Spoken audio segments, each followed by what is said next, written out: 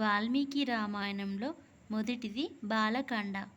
బాలకాండ గురించి పూర్తి అంశాలు ఇప్పుడు తెలుసుకుందాం. పూర్వకాలంలో కోసల దేశం అనే రాజ్యానికి అయోధ్య రాజధానిగా ఉండేది.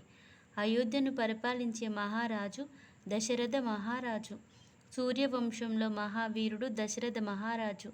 కౌసల్య, సుమిత్ర, కైకేయి అనే ముగ్గురు భార్యలున్నారు వీరికి. దశరథ మహారాజుకి కౌసల్యాదేవికి పుట్టిన సంతానం శాంత. అయితే వీరికి పుత్ర సంతానం కావాలని, వీరి వంశానికి వారసుడు కావాలని దశరథ మహారాజు పుత్రకామేష్టి వ్రతం చేయడానికి సంకల్పిస్తారు. పుత్రకామేష్టి వ్రతం నిర్విఘ్నంగా కొనసాగుతుంది.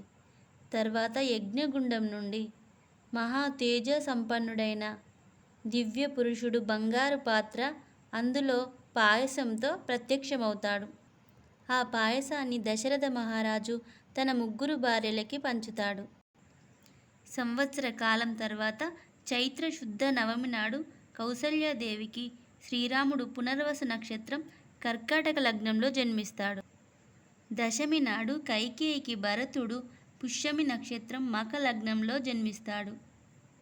సుమిత్రాదేవికి లక్ష్మణ శత్రుఘ్నులు ఆశ్లేష నక్షత్రం కర్కాటక లగ్నంలో జన్మిస్తారు.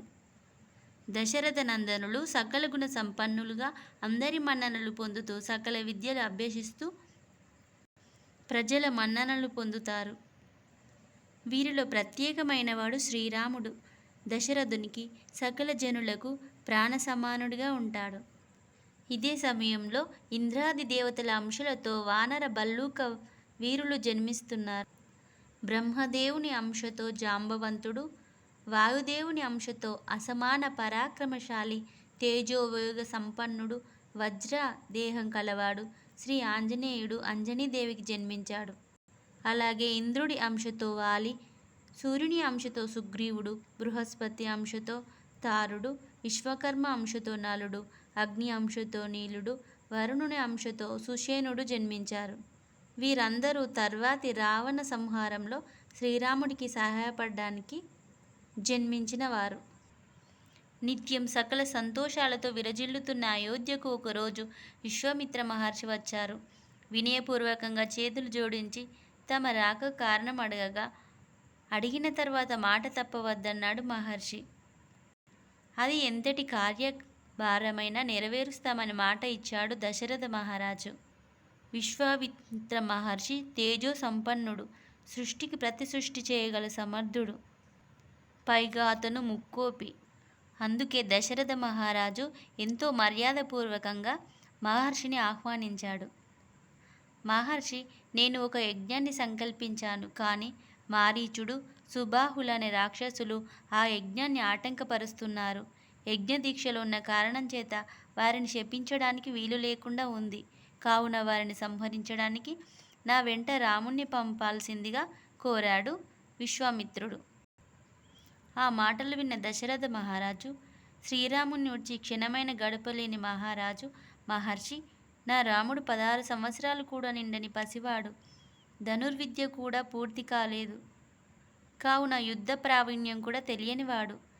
కాబట్టి మీ యాగాన్ని సంరక్షించే బాధ్యత నాది, నేను మీ వెంట వస్తాను అన్నాడు దశరథ మహారాజు. దీంతో కోపోద్రక్తుడైన మహర్షిని చూసి వశిష్ఠ మహర్షి, విశ్వామిత్రుడి వెంట రాముడిని పంపడమే శ్రేయస్కరమని దశరథ మహారాజుకి నచ్చచెప్పాడు. శ్రీరాముడి వెంట లక్ష్మణుడు తోడుగా విశ్వామిత్రుడితో కలిసి పయనమయ్యారు. బల అతిబల విద్యలను ఉపదేశించాడు విశ్వామిత్రుడు. వీటి ప్రభావం వలన అలసట కానీ ఆకలి దప్పులు కానీ ఉండవు. అలాగే రాక్షసుల వల్ల కూడా వీరికి ఎలాంటి ప్రమాదము ఉండదు. ప్రపంచంలో వీరికి ఎదురు నిలిచేవారు కూడా ఉండరు. తర్వాత రాముడు శబ్దవేది విద్యతో బాణప్రయోగం చేసి తాటకిని వధించాడు. తర్వాత సిద్ధాశ్రమం యజ్ఞం జరుగుతున్న 6వ రోజు ఆటంకం కలిగించిన మారీచుణ్ణి శీతేశువు అనే మానవాస్త్రంతోనూ సుబాహుని ఆగ్నేయాస్త్రంతోనూ సంహరించాడు. మరునాడు శ్రీరాముడితో మహర్షి, ఓ రామ, మిథిలా నగర ప్రభువు ఒక యజ్ఞం చేయ సంకల్పించాడు, మనం అక్కడికి చేరుకోవాలని చెప్పాడు. మార్గమధ్యలో బ్రహ్మదేవుణ్ణి శివుణ్ణి మెప్పించి గంగను భూమికి రప్పించిన భగీరథుని కథ గురించి చెప్తూ మిథిలా నగరానికి చేరుకున్నారు. మిథిలా నగరానికి సమీపాన ఒక ఆశ్రమం ఉంది. అది గౌతమ మహర్షి ఆశ్రమం. ఒకానొక సమయంలో అహల్యను అపరాధిగా భావించిన గౌతముడు ఆమెను శిలగా కమ్మని శపించాడు. ఆశ్రమంలో కాలు మోపిన మరుక్షణం ఆమె పూర్వరూపం దాల్చుతుంది అని వివరించాడు విశ్వామిత్రుడు.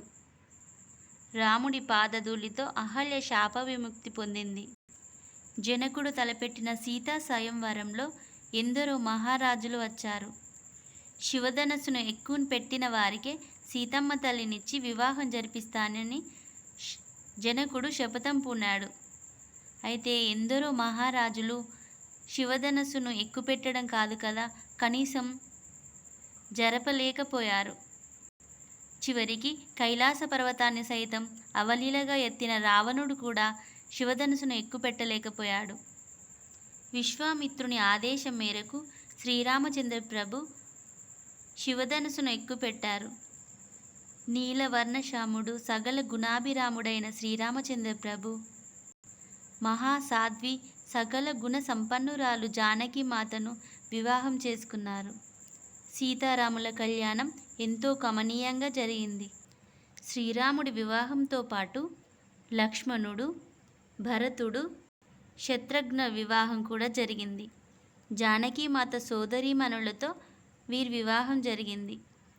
సీతారాముల కళ్యాణంతో బాలకాండ పూర్తవుతుంది. తర్వాత పట్టాభిషేక మహోత్సవం, వనవాసమంతా అయోధ్యకాండలో మనం చూద్దాం.